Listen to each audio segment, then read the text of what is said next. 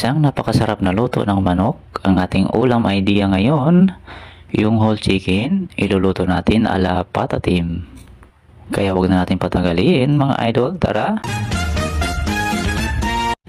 Okay mga idol, sa isang katamtamang laki ng lagayan, maglagay tayo ng 1/4 cup na toyo. Kaunting Worcestershire sauce, samahan na rin natin.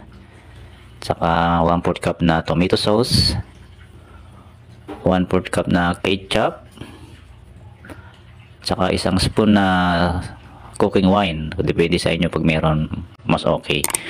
2 spoon na brown sugar o kahit puti, saka star anise, naglagay tayo, pamintang buo at saka laurel. Ayan, nilagay na natin yung buong manok at i-marinate natin yan ng 30 minutes bago natin iluto. Mas okay kung overnight. Okay, pagkalipas ng 30 minutes, nagpainit ako ng mainit na mantika sa kawali at isi-share natin siya dito ng mabilisan. Yan, sobrang init yung mantika dito kaya yan, nag-brown kaagad siya. Pinabali-baliktad ko. Tapos hinangon ko na rin mga idol. Okay, dito sa kawali na pinaglulutuan natin, mag-iisa lang tayo ng bawang. Maglagay na rin tayo ng sibuyas. Igisa lang natin ng mga ilang saglit lang. Tapos saka natin ilagay na yung sauce na pinagbabara natin kanina. Okay, kasabay ko na rin nilagay ang manok mga idol at naglagay nga pala ako dito ng shiitake mushroom na dry. Binabad ko siya sa tubig, saka ko siya nilagay dito. Isasama natin sa pakulo habang niluluto natin yung manok. Okay, nag-add ako ng tubig na 1/4 cup at saka sinamahan ko na rin ng 2 kutsarang toyo dahil nag-add nga tayo ng tubig. Okay mga idol, pakuluan lang natin siya sa katamtamang apoy.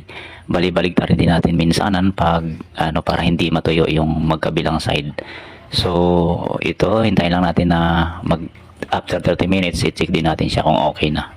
Okay, dahil paluto na nga itong ating manok, nilagay ko na dito ang pineapple slice na 4 na piraso. Sinamahan ko na rin ng konting syrup. At pagkalipas ng 3 minuto, naglagay na rin ako ng gulay na bok choy at tinakpan ko lang at ito i-check natin kung okay na. Maraming salamat nga pala sa aking mga bagong followers, viewers at siyempre sa inyong lahat mga idol na walang sawang sumusuporta at nanonood. Okay, huwag na natin patagalin dahil luto na nga itong ating bok choy. Ililipat na natin siya sa serving plate. At ito na mga idol, nakaready na ang ating chicken version ala patatim. Napakadali lang gawin mga idol, pwede nyo rin i-try sa inyong mga handaan lalo na sa Noche Buena at Bagong Taon. Chicken ala patatim o chicken tim.